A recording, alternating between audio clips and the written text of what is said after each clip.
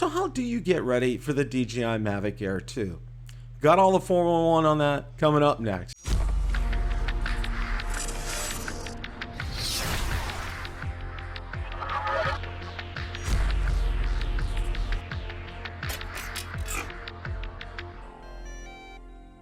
Hey everyone, Bill from Bill the Drone Reviewer, where I make drone and drone related videos. If you're new here, welcome. Consider hitting the subscribe button so you don't miss any future content. With that, let's begin. The other night I hosted Rotor Talk Live and was joined by co-hosts Ron Braun, Marcus Crawford, and Lauren Donar. We spent a majority of the evening discussing the DJI Mavic Air 2 and how to get ready for it. We passed along a number of tips, tricks, and suggestions, and had a number of excellent comments and suggestions from those in the chat that night. Of particular importance is the very first comment that Lauren makes regarding the battery, so pay particular attention to that. Without any further ado, let's roll that clip in its entirety. What I thought I'd like to do is to go ahead and just, kind of go through some things. One of the first things, I know Lauren touched on this last night, and I know Hey put an article out on it today, is about, or I know Drone DJ did, and I get Hey confused with that because he's no longer with him. But Drone DJ put an article about the batteries on the Mavic Air 2. And Lauren, why don't you pontificate, because I think this is pretty important information. Well, the key thing is, like today I spent, I just got to think, can I talk about this or not? Let's just say I had a discussion with DJI today about the battery issue today, and unfortunately the person I was talking to wasn't extremely knowledgeable about it, and but they really didn't want to acknowledge the issue yet, but I kind of got the impression that they were aware of it and they were working on the solution for it. But what it is that you get your batteries from DJI, and if you click the button on the top, which is your power button, if it doesn't light up, that means your battery has not been initialized.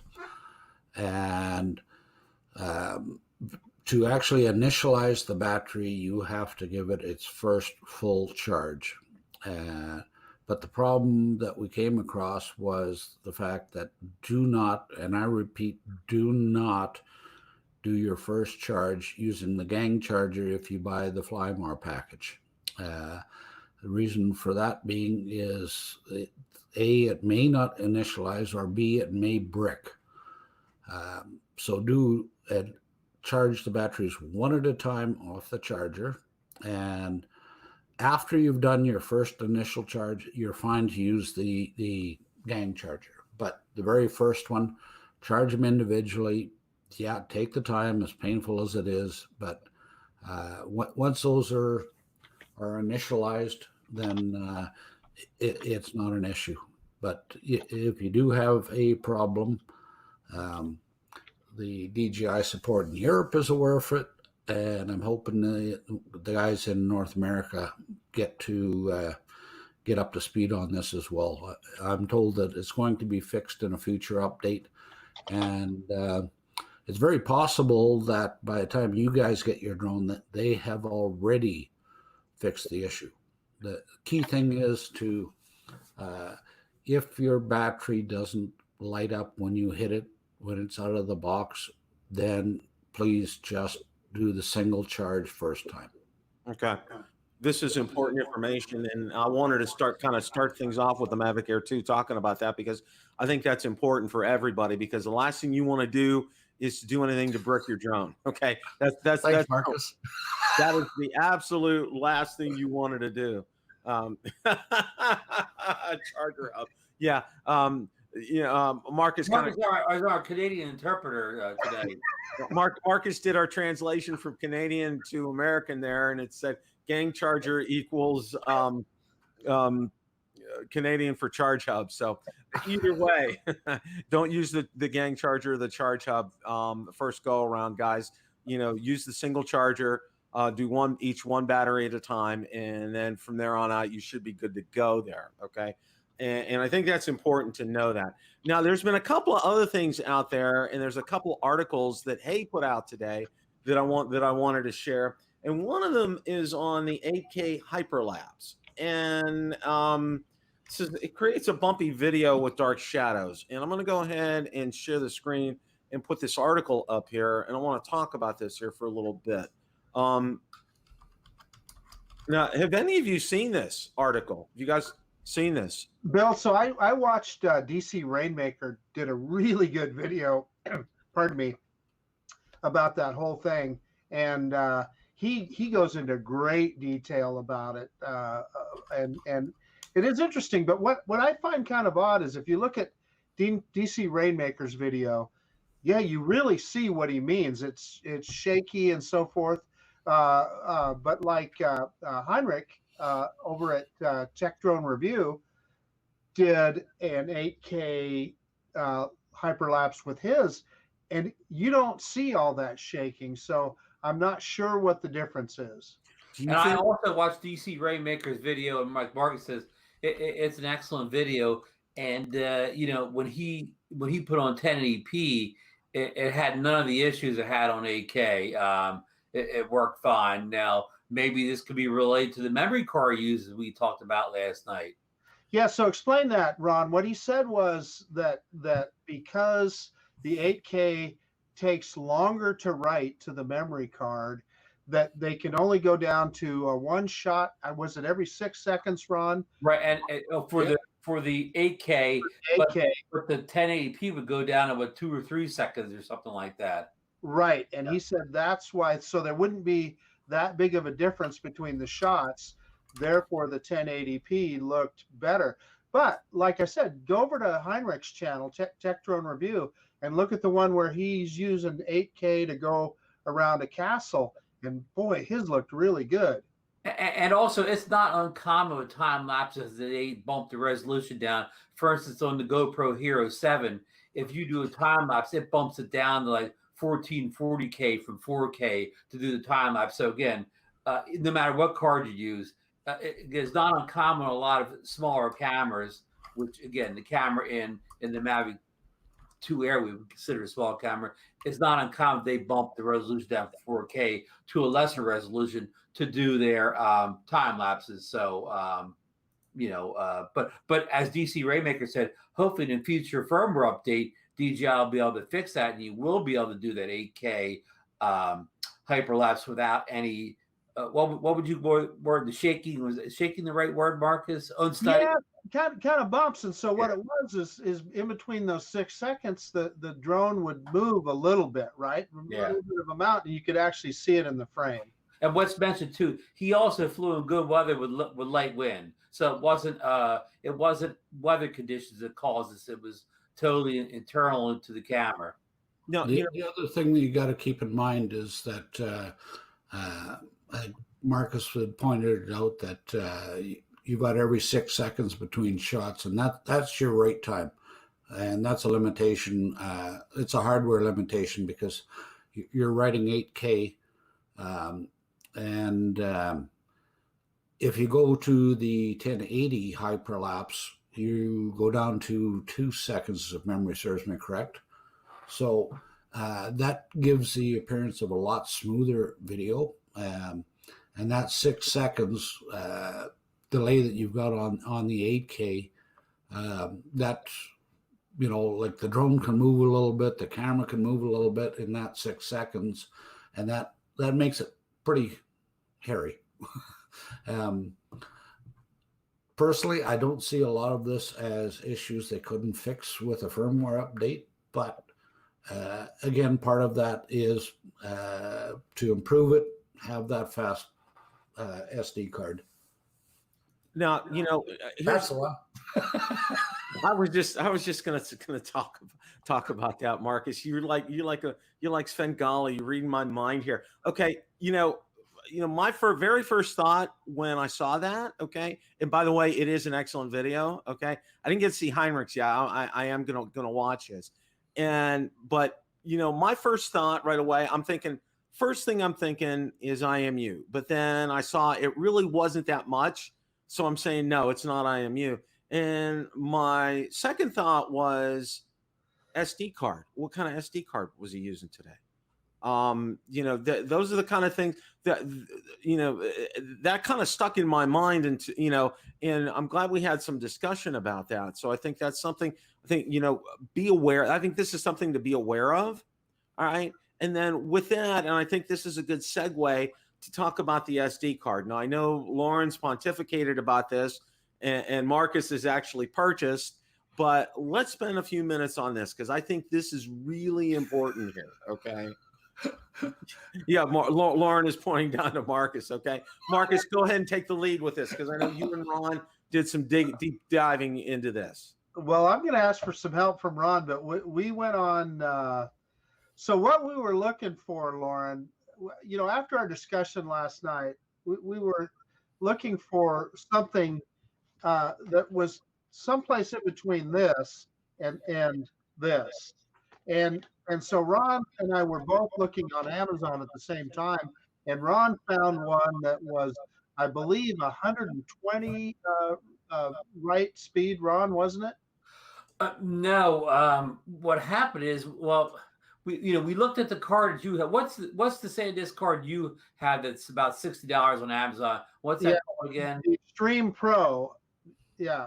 Extreme Pro. Okay, well, we found a slower Sandisk called the Extreme, and it had like a 90 right and like a 160 read. And then we found an Extreme Pro, which has the same name of that, but it's not the same specs. And that first card I mentioned is, I think, less than $15. Now the Extreme Pro that we found, kind of a red and black card, it still had 90 right, but it was a little faster on the read. So as what we could say, we couldn't find any card that had a higher on Amazon that had higher than 90 right speed until you got to the card Marcus just showed. There was kind of nothing in between in the right speeds.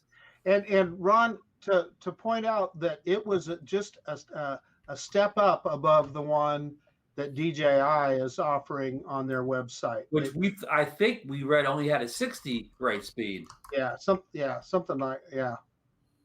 So here's the $60,000 question, guys. All right, let's ask the first one, because I know a lot of people were probably like Ron and I, and when we hit that buy button, we got that SD card that DJI had out there. Is that going to be a good enough SD card? Yes or no?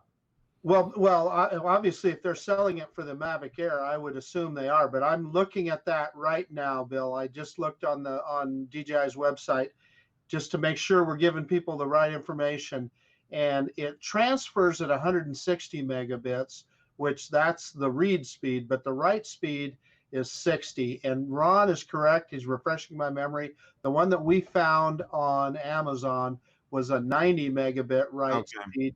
And I'm telling you, I think, because it was pretty reasonably priced too, it was about $15, wasn't it, Ron? Something. Well, we found the two extremes. The Extreme regular was like under 15, and the Extreme Pro, which both of them had the same write speed of 90, that was just a little under 20. So for a hair to 20, you can get the Pro, and you could get the regular Extreme for like around 15.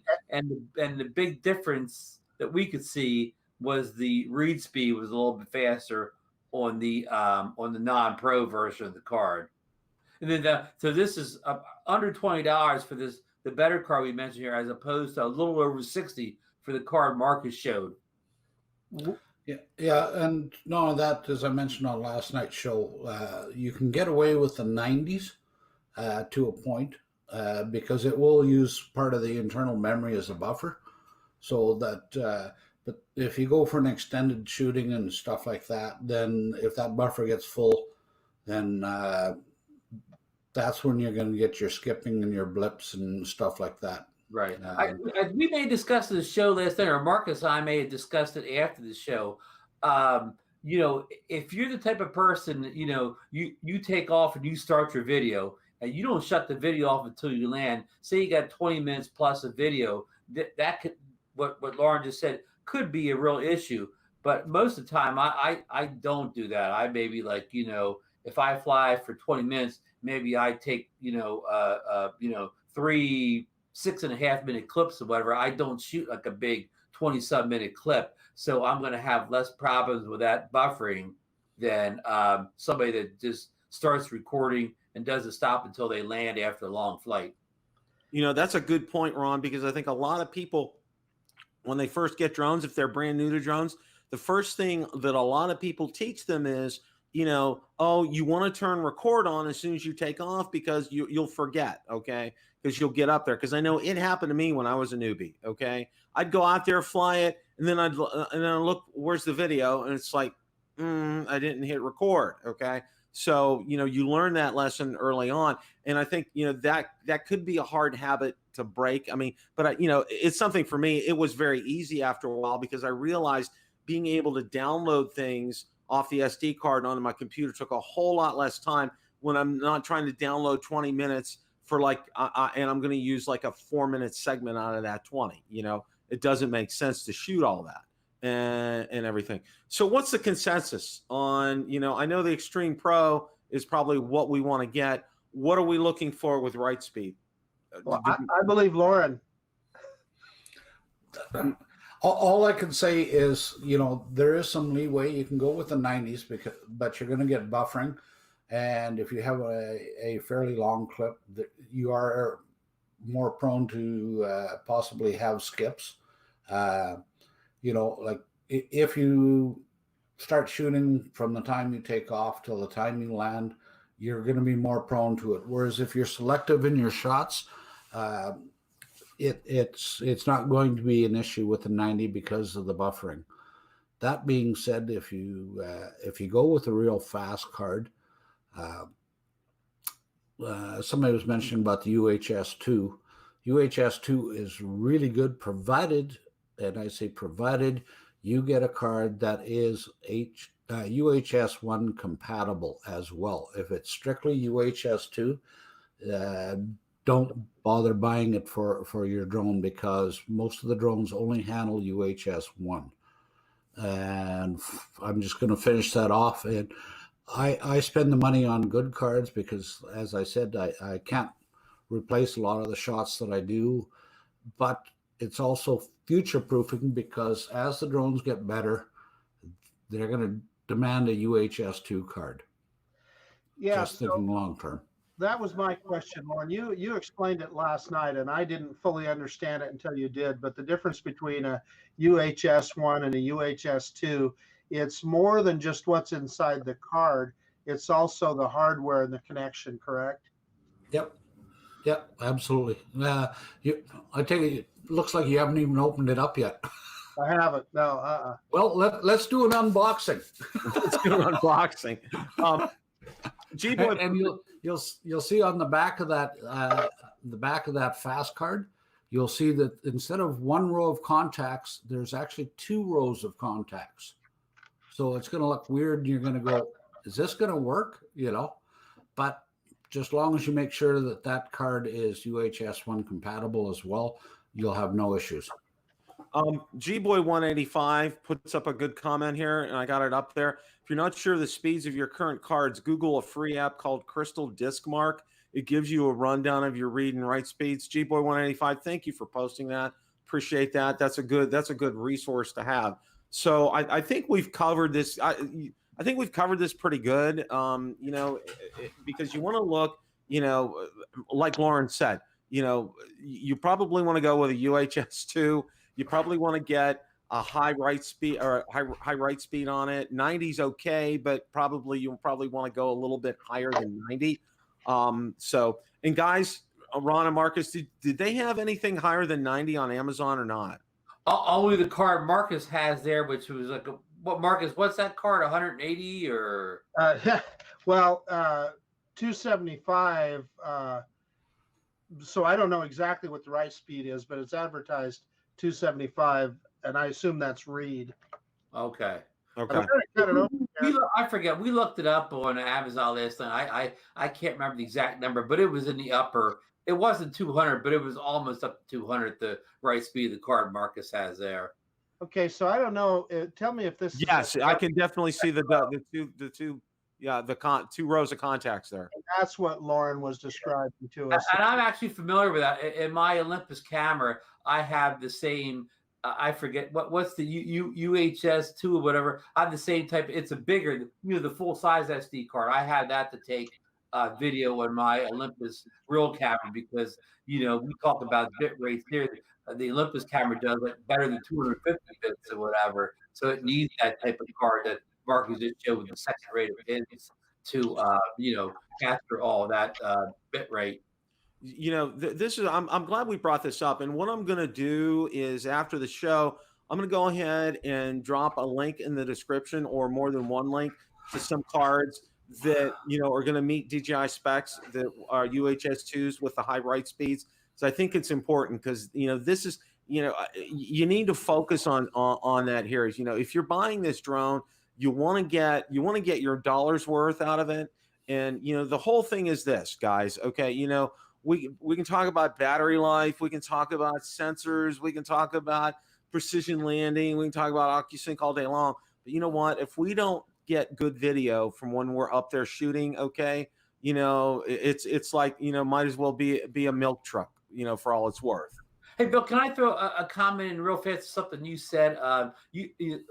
Somebody said, well, if DJI is recommending that certain card for the Mavic Air 2, it'll probably work. And of course, it will work. But just because the manufacturer recommends the card or even sells the card, here's the story. I bought the Parrot at Nafi over a year ago, same time Marcus did, and it came with an 8 gigabyte SD card, and I don't know what the write speed was on it, but I noticed, I just flew with it because it kind of built inside the drone. It's hard to get in and out. I just left it in there and flew with it for the first couple of months I owned it. So by the middle of the end of summer, I switched out and put a much better memory card in it, and I don't know what write speed it was, but it honestly was better than that card. And all of a sudden, my video looked much better. Like it was like I got a new drone when I put this, new memory card in. Marcus? Hey, so you guys were asking me about I don't know if you can read that, but it's 275, 100. 100, yes. I looked on the back of the card and it was there. So 100 is the write speed on that. It's only 10 write speeds faster than the Extreme Pro, which was 90. So you're paying triple the money for a card that, you gain a 10 whatever bytes of write speed, but as Lauren said, those extra pins on the back, the hardware itself could make all the difference. Did you look at the pins, Marcus? I did. I showed it. Yeah. You were away, but he showed the pins. We got it on close up. Okay. It's like a freeway as opposed to a 2-lane road. Yep. Ron makes a good point. So, the DJI recommended card will work, but it's the minimum necessary. Please just get the best cards. And definitely, Marcus, how much was your card on Amazon? It was right at $65, I think. Last night it was close. It was like 61 and change last night when we were doing the research. Yeah. Well, Marcus, if you could throw a link in the chat so people can have that, and I'll drop it in the description for later. That would be great. Because I want to make sure, if you guys, you should be into this, okay? Because you want to get that quality, you want to get quality video, you need to do this, especially for this drone. I mean, with some of the features and capabilities we're going to have with this, it's a must. You really can't mess around with this. It's like, and here's one of the other things. This is one of my pet peeves is this. Ever since I've gotten drones, guys will spend $1,500 on a Mavic 2 Pro, smart controller, whole 9 yards, everything, maybe even up, even more than that. And they want to get a $35 case for it. And I'm like, okay, it's one of those things I just kind of like scratch my head. Okay. You're spending all this money for a drone and you want to get a $35 case for it. It's like, no, guys, you need to spend the money, get a good quality case that's going to protect your drone, kind of a thing. And that's probably one of the other things that I have to say is, when you're thinking about it, and if you're getting the Fly More kit, guys, okay, the case that comes with it, it's okay for taking it out to the local park or something like that. But if you're using it for long-term use, and if you want to get something out of it, go out there and do some research. I know GoPro or GPC. Thank you, Lauren. GPC makes great cases. What's the company from Canada? Canuck. Nanook, I thought. I might be wrong. Nanook. There's Yeah, I both. know, because Barry Markowitz talks about them as well too. They're good. Ones. Yeah, those are good. They're good cases. You know, and one of the landmarks and you know who taught me this was Rick Smith.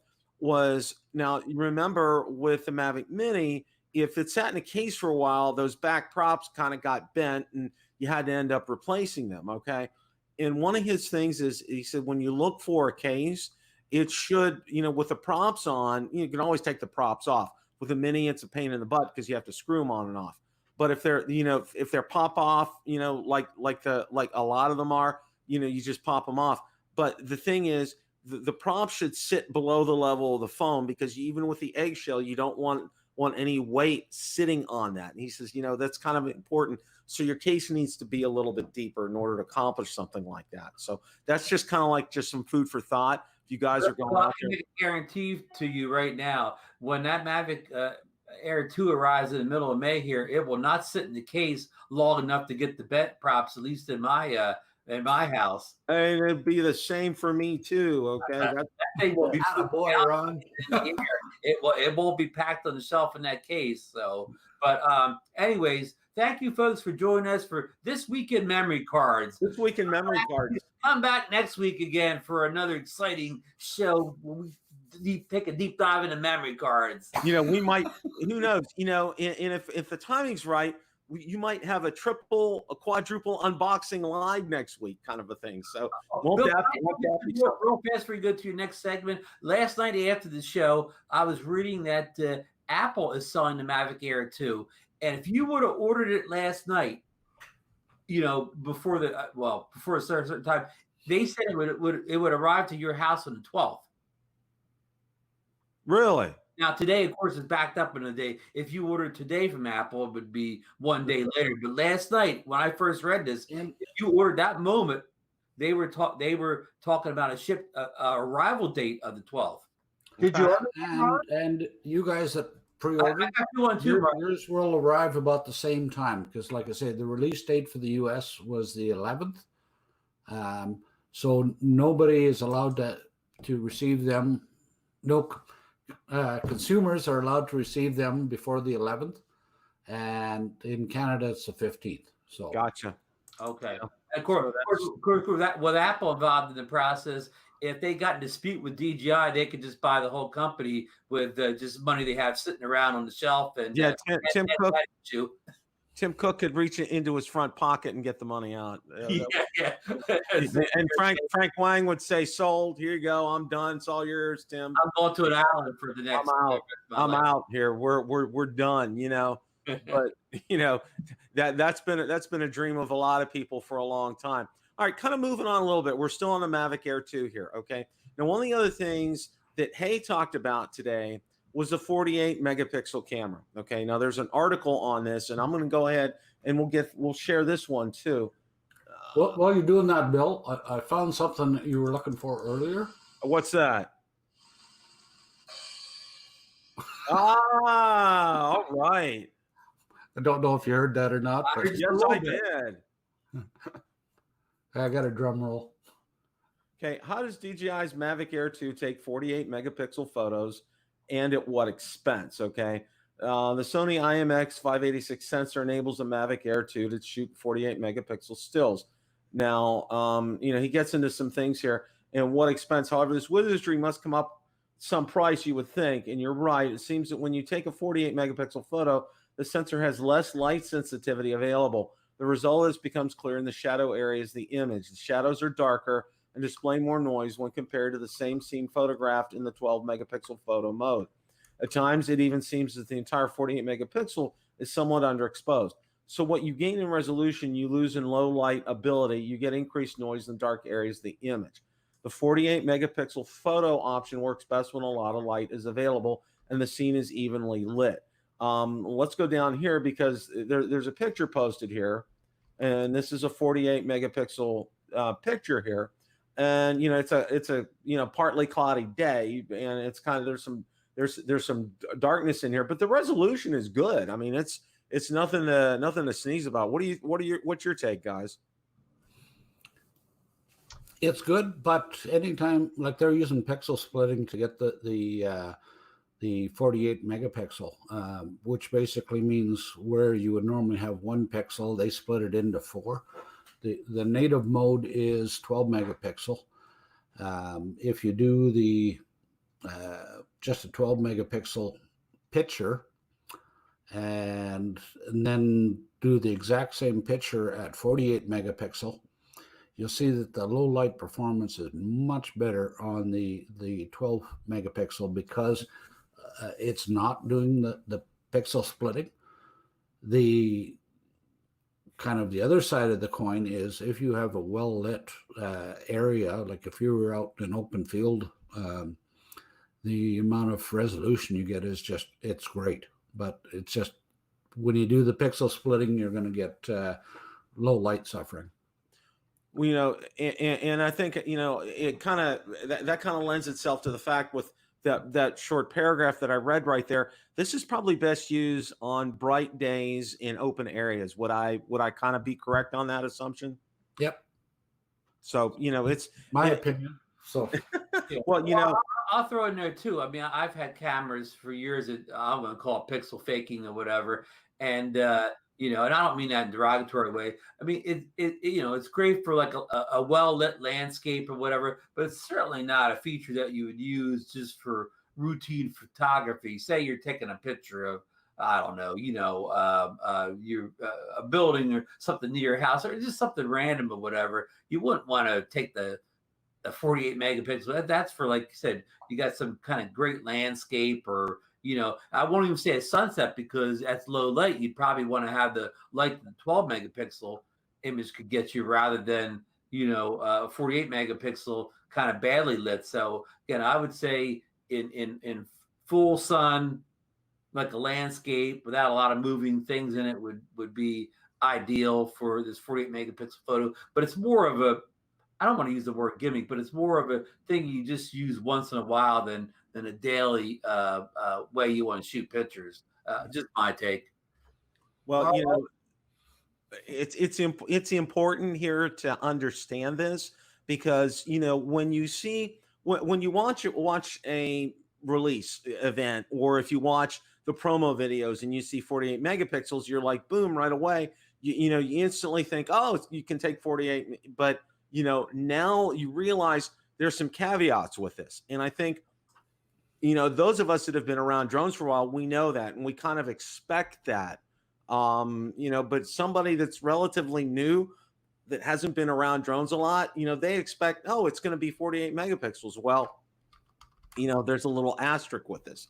And I think that's something that you need to condition, especially people who, you know, let's say this is their second drone, or let's say even, you know, somebody's, you know, just jumping into the hobby and buying the Mavic Air 2, you know, and getting a lot, you know, you're getting a lot of bang for your buck, which you really are with this drone. But you have to realize there's some, you know, like Hay says in that article, you know, this comes at a price. There is some price with that. So it's kind of like caveat emptor, you know, buyer beware kind of a thing. Hey, can I ask Lauren a question? And he may not say anything. Do we know anything about the file size of these 48 megapixel images? And wait a minute, are these 48 megapixel images, are they just JPEGs or can they be JPEGs and DNGs or RAWs? Yep, both. And how big is the file size of these 48? Well, realistically, if you go through Pixel Counter, they're not quite 48 megapixel. They're cropped down a little bit. To be honest, you got me stumped there because I can't remember looking. Yeah, it's something that you would. I just took a chance. I don't always look at the file size of. Like I say, I could take a 64 megapixel photo on my Olympus camera doing a similar technique, but I know the file sizes are much bigger than a regular 12 mega. Well, I think that camera's a 20 megapixel, but it's much bigger file. But I don't remember how much bigger. But sorry, Bill, I didn't mean. No. That's good, Lauren. Go ahead, Lauren. I want to answer a question there by Lon. He was talking about the smart photo.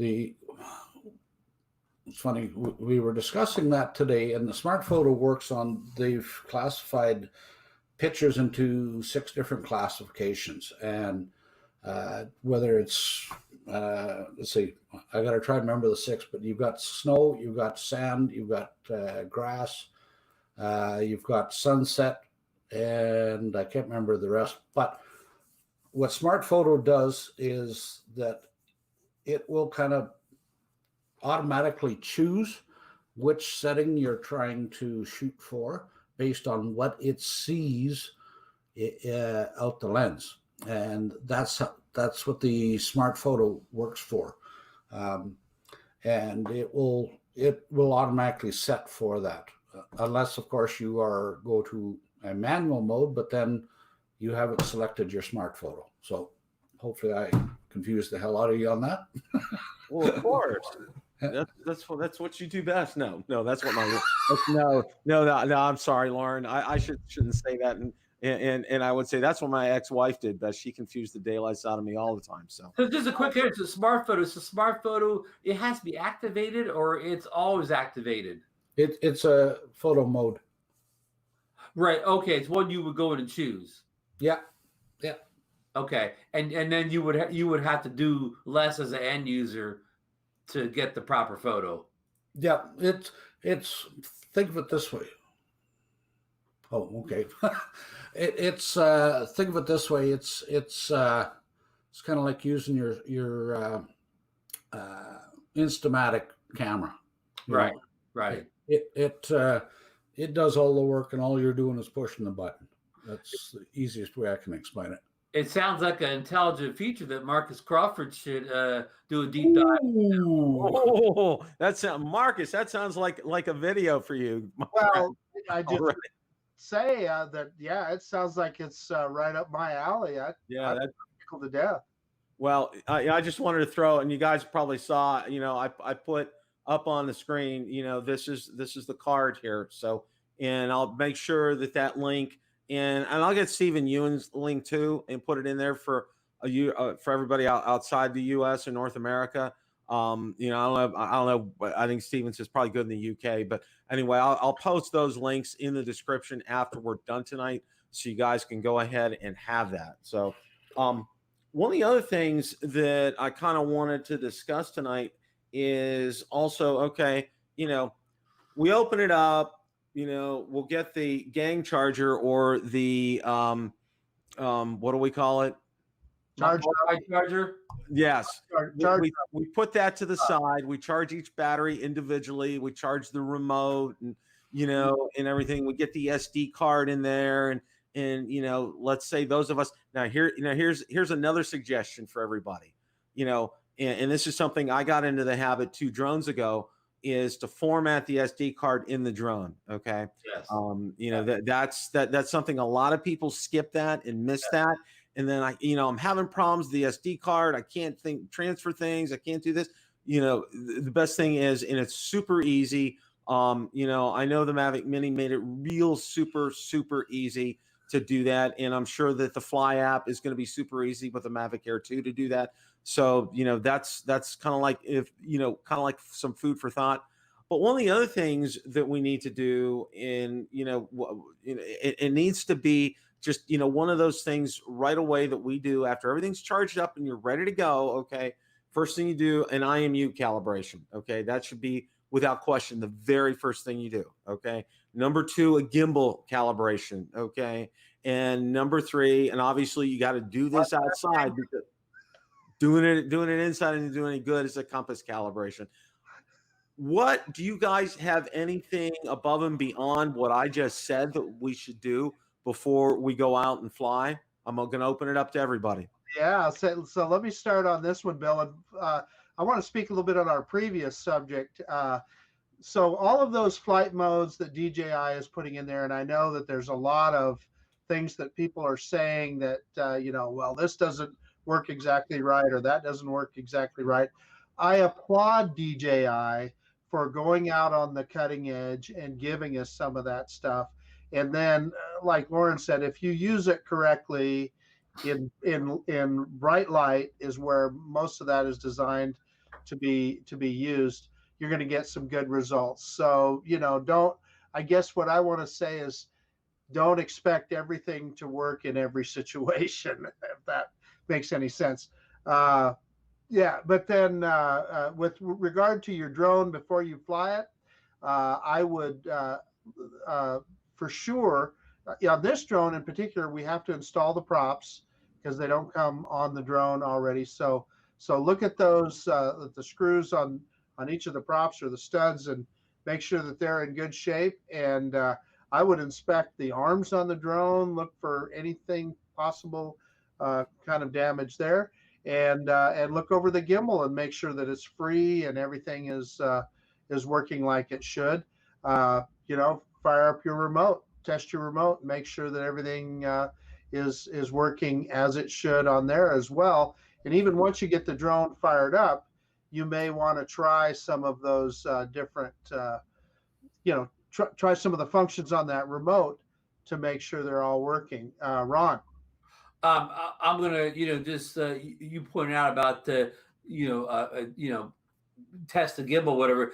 Do the gimbal calibration too before you fly the first time, so you don't get that crooked horizon, whatever, on the first flight. But that's about the only thing I can add that Bill, you and Bill haven't already said.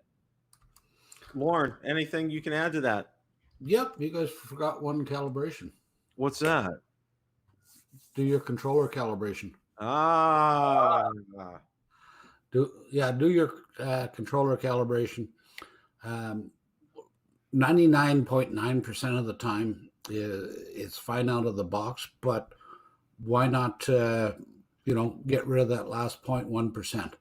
Well, that's a good point. And and just for those of you who have not done this before or not familiar with the time involved, these are very short in time. Okay, they're not these 20-minute sessions that you're going to take. The compass, I'm sure all of you have done compass calibrations, but the IMU calibration, that takes maybe 5. All these take less than probably 5 minutes. Am I right, guys? Right. Yeah. I don't do compass calibrations. We call that the DJI dance. The DJI dance. Okay. Now, Lon brought up a good point here with a single GPS and IMU. What do you mean by single GPS? Well, I think he's talking about the single IMU. Okay. I checked the KP numbers, the satellite numbers before flying this drone. I think that's a good point, Lon. Thank you for bringing that up. I think that's another good thing that you need to kind of pay attention to when you're going up there. Now, I guess here's another question. Okay. Now, one of the things for me, and I saw, and it was out on one of my Facebook groups today, and I think it was my Mavic Air 2 Facebook group. Somebody was asked, should I buy a landing pad? Okay. Well, no, it's just, I get several of them like, oh, hand catch, and I'm like, okay, well, not everybody hand catches. I can tell you that right now. Okay. Lauren is chomping at the bit. I can tell right now. Lauren is definitely saying landing pad. Am I right? Oh, absolutely. Absolutely. Like I use a landing pad, to be honest. There's times when I will do hand catches, but very seldom that I do a hand launch because there's just too many things can go wrong on a hand launch, not just safety wise, but when it comes to dealing with your RTH. And the landing pad, the biggest thing that's going to do, it's going to keep dirt and dust out of places that you don't want it. So just, landing pad, actually my landing pad is not a cheap one. Like I use, in US dollars, it's probably about $55 because I use a weighted landing pad. And that's mainly because a lot of places that I go, you can't stake down the landing pad because it's all rock. Okay. Yeah. Like when we went to Reddington Beach with Ron, it's like it was so windy. It's like I had to drive my stakes pretty deep into the sand for that to hold.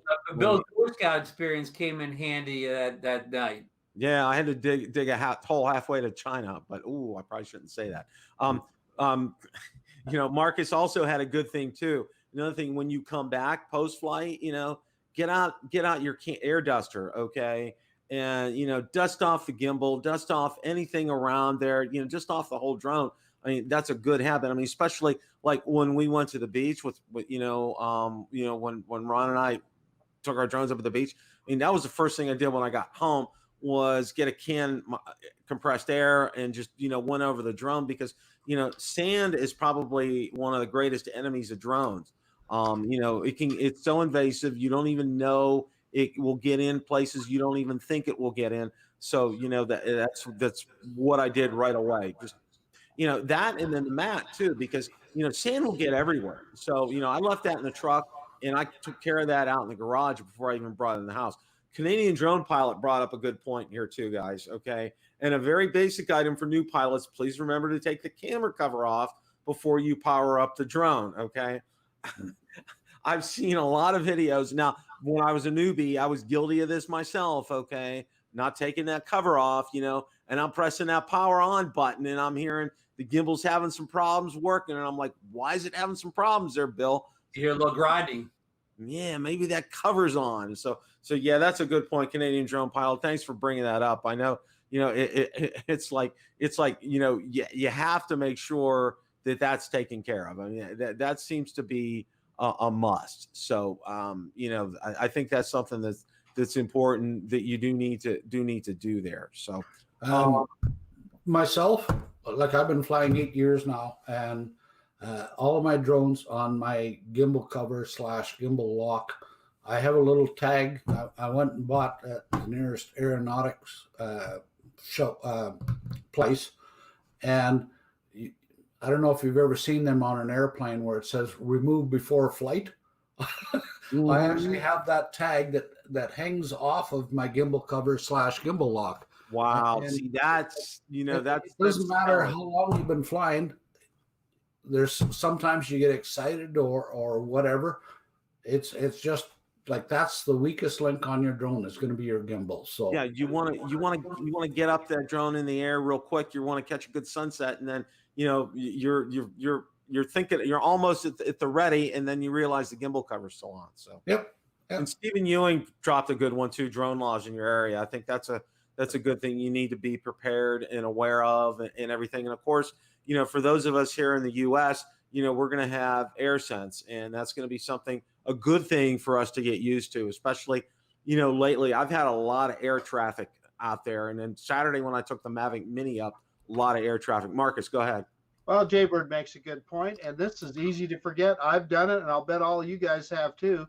You get out there, and either your controller is not charged enough, or even the battery on your drone, you forgot, you were so excited to go out flying, you didn't have it charged. Well, I'll even add another one: your smartphone or tablet. Right. Make yeah, sure that's probably more often your phone. That can get you easy. Yeah, that'll really get you into a sticky situation here. So we got a lot to look forward to with this drone. I mean, it's really going to be, I think, a great drone. I think it's going to provide a lot of benefits to us, and I think it's going to be a portable drone of choice. I think for me, like if we're going up north or if I'm going traveling somewhere, that's going to be the drone I'm going to look at taking. Okay. Let's talk about the elephant in the room here. Go ahead, Lauren. Go for it. Missing ADS-B. I know. Right. That's why I just said AirSense. Yeah. Well, ADS-B, there's a lot of people just, I just want to reiterate, because I got into a discussion today with some people too, and they said they don't want the ADS-B because they don't want people spying on them. The ADS-B used in the DJI drones is an ADS-B in only. So it only receives the information that is being transmitted by all aircraft under the current regulations that went into effect January 1st. If it's in the air and a manned aircraft, it requires an ADS-B transmitter. And what the ADS-B in allows you to see those, it doesn't transmit anything. So I just wanted to kind of clarify that, because there's been some people that are still adamant that it will transmit your position and your drone's position and stuff like that. It doesn't. Okay. Well, that's a great point to bring up, Lauren. I mean, all private aircraft here in the United States as of January 1st this year, that includes your Cessnas, your Piper Cubs, helicopters, everything up to the, your commercial aircraft. Everyone has to have transmit and receive capabilities, as far as aircraft are concerned. Okay. As far as this is concerned, like Lauren said, this only receives, this does not transmit. So nobody has any idea where you're at. Just be knowledgeable. Okay. One of my wife's big statements is knowledge is power. So this is some knowledge. And I hope Metro Drones, thank you so much for the super chat. We really appreciate that. That's fantastic.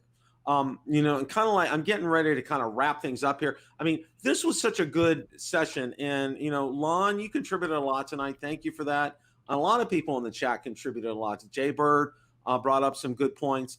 I think this is a good kind of a exercise to go through before a new drone, we actually receive it. Okay. We covered things, especially, we talked about, the charging right away, and, be knowledgeable about that, Lauren. So Lauren gave us some great knowledge on that. The SD cards we did spend some time on, and I'm going to drop links in the description after we're done here tonight, so you guys can go ahead and check out those cards on Amazon. And also, DJI, what they have recommended, they're the minimums. Okay. But remember, what we talked about in this discussion, and then all the points that a lot of you brought up in chat tonight were fantastic. Okay. We talked a little bit about cases. We talked about landing pads, talked about, making sure things are charged up, talked about some of the calibrations you should do before you go out and fly for the first time as well. Okay.